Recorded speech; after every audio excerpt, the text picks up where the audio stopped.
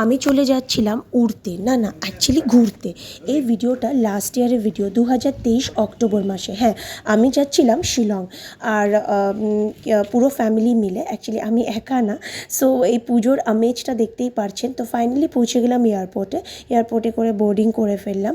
করে ফেলতে একটু ভিডিও করে ফেললাম। এত বেশি ভালো লাগছিলো, কারণ কি আর্লি মর্নিং ফ্লাইট ছিল।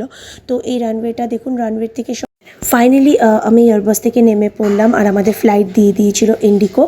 আর আমরা এখানে একটু ভিডিও করছিলাম, সবাই ফ্যামিলি মিলে একটু ফটো তোলা হচ্ছিল।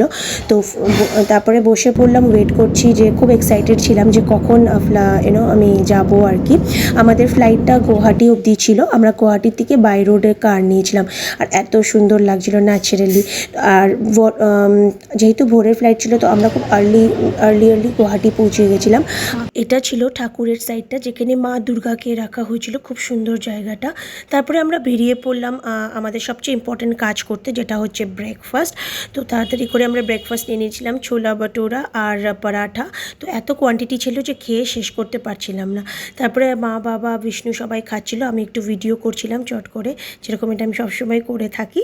তারপরে আমরা বেরিয়ে পড়েছিলাম শিলংয়ের উদ্দেশ্যে। নেক্সট ব্লগটা খুব তাড়াতাড়ি আসছে। Stay tuned. Thank you.